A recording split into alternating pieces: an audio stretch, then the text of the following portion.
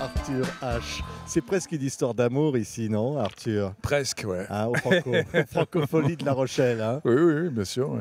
Quasiment dès le début, Oui. ça a été des spectacles ici merveilleux. En tout cas, pendant longtemps, une forme de soutien un peu inconditionnel hein, pour moi et puis pour d'autres artistes, d'un espèce de rendez-vous de chansons. Quoi. La chanson, c'est quelque chose qui s'invente tout le temps, qui est parfois fragile. Il faut soutenir. Ouais. Et ici, on a cette écoute comme ça, le public. Il y a un truc qui vibre, non? Écoute, moi, j'avoue que je fais pas trop de différence entre les publics, parce que pour moi, les gens, c'est les gens, et que je joue dans un truc très prestigieux, tu vois, ou que je joue au fin fond d'un bled, pour moi, c'est pareil. J'irai toujours à fond, et j'essaierai de donner tout ce que je peux, en tout cas sur le moment, avec le plus d'intensité possible. Ouais. Donc, quelles que soient les circonstances et quel que soit le public. Ouais. Amour, chien, fou. Voilà, Amour, chien, fou. Double album, 19 titres comme ça. Là, il y en a, hein. Il y en a dans le caisson, là. Hein. Il y a des choses à dire, là. Hein. Bah oui, c'est le dernier album d'Arthur H. Oui. Oui, j'ai eu cette folie un peu qui est enfin une utopie. Alors, l'utopie est forcément vouée à l'échec, mais en même temps, elle vaut la peine d'être tentée. Enfin, de dire aujourd'hui, alors qu'il faut faire des LP, il faut faire juste des morceaux qu'on va balancer sur Internet, bah, je balance 2 grandes histoires, 2 grands voyages. Ouais. C'est ça. 2 albums avec 2 faces différentes. On va écouter La boxeuse amoureuse.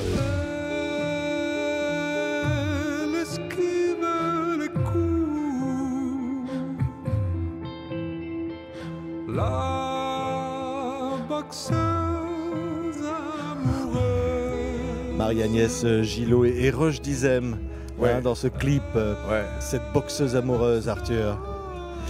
Marie-Agnès Gillot, c'est une grande danseuse étoile que je ne connaissais pas et que ma compagne qui a réalisé le clip a découvert sur Internet. Et elle s'est dit, voilà, c'est elle, la boxeuse amoureuse, c'est cette femme, quoi. Parce que Marie-Agnès, elle est très gracieuse, c'est une grande danseuse, et en même temps, elle a un côté dramatique aussi, comme ça, un peu... tu sens qu'elle est sur le fil, et qu'elle est toujours en équilibre, et qu'elle peut chuter, mais qu'elle chute jamais. Donc ça correspondait complètement au personnage. On l'a contactée sur Internet, elle a répondu tout de suite. Il y a eu quelque chose d'un peu magique qui s'est fait. Ouais, on voit avec Roche Dizem dans le clip, évidemment c'est un combat. En même temps, il y a une grande sensualité, il y a quelque chose d'incroyable. Hein. C'est un combat amoureux et c'est aussi une danse. Une danse, c'est pas un combat, c'est deux personnes qui se frôlent, qui s'embrassent, qui se serrent, qui se rejettent. On ne sait pas si c'est lui le plus fort ou elle la plus forte. Peut-être que c'est elle la plus forte en fait. Ouais. C'est évidemment une chanson qui parle des femmes, qui parle de votre mère, des combats que les femmes doivent mener, face auxquels elles sont confrontées, des situations. Ça parle pas vraiment de ça, ça parle plutôt de la faculté de rebondir après un combat, effectivement de chuter, parce qu'on a tous le droit de chuter, de s'effondrer, et après de renaître. Après de se relever. Et ce que je trouve très beau chez ma mère, c'est, bon, elle a vécu comme tout le monde des épreuves amoureuses, des histoires d'amour qui étaient très belles, d'autres qui étaient dures. Mais c'est aujourd'hui le fait qu'elle a retrouvé une innocence, une grâce, comme si son âme de jeune femme n'avait jamais été abîmée malgré tout ce qu'elle a vécu. C'est un disque de voyage. Oui. Entre Tokyo, Montréal, Bali. Oui. Et en même temps, j'ai lu dans une interview, tu disais, tous les voyages sont des voyages intérieurs, au fond. Oui, c'est ce que je pense, oui. Ouais.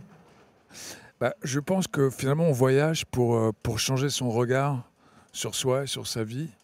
Et que quand on est à l'étranger, notre regard est complètement déstabilisé, puisqu'il se pose sur rien d'habituel.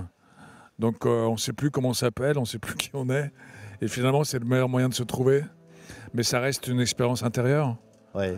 Parce qu'on ne peut pas, finalement, les codes à l'étranger sont tellement particuliers, surtout le Japon, mais même tous les pays, finalement, le Mexique, par exemple, Bali, ramener des bruits de cérémonie, de musique. On peut communiquer comme ça de manière superficielle, mais qui est très belle aussi. Mais on ne peut pas vraiment rentrer dans les codes des gens, c'est trop différent. Par contre, tu peux te sentir libre, et c'est ce sentiment de liberté qui est vraiment très très chouette dans un voyage. Ouais. Assassine de la nuit. Ouais. C'est un autre titre fort de ce double album, Arthur. Je vois le clip là, il est incroyable parce que là, effectivement, vous vous désagrégez. Hein, et en même temps, il y a un personnage qui dit tue-moi, quoi. Tue-moi. Oui, bah, je pense que la mort symbolique, la mort sensuelle est importante dans l'amour, parce que c'est vrai qu'il y a plusieurs chansons qui parlent de ça, de se perdre complètement dans l'autre. Et quand tu te perds, bah, tu disparais, bah, tu meurs. Et puis cette offrande de soi à l'autre, elle est dans les deux sens, elle est magnifique. C'est ça que l'amour permet aussi. L'amour permet de s'oublier complètement, s'oublier dans son désir aussi, de s'oublier dans son amour. Ouais, j'ai une chanson qui s'appelle Moon Love Fantasy. Au fond, la lune, c'est un aspect important aussi, regarder vers le ciel. Ouais, la lune est pour moi très inspirante parce que c'est un symbole féminin. C'est un symbole comme ça du subconscient, de quelque chose de très noble et caché. Et ça brille pas comme le soleil, mais ça travaille tout autant, quoi. Ça travaille nos rêves.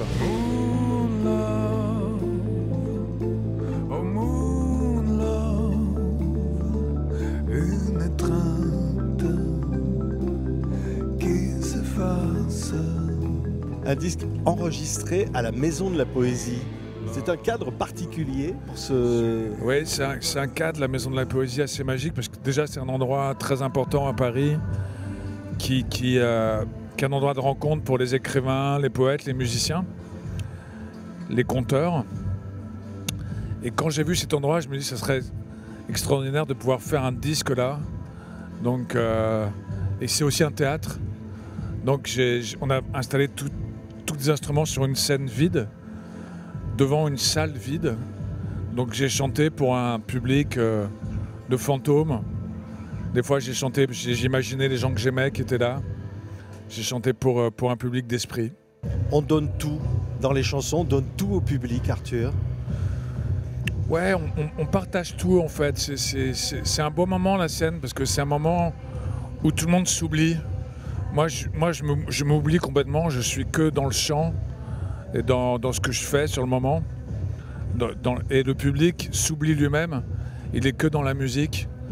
Donc plus personne sait qui il est. Et c'est peut-être ça la source de la magie. Merci Arthur H, ici aux Francopholies de La Rochelle. Ouais. Un bonheur. Allez vous applaudir, Arthur. Merci beaucoup. Merci.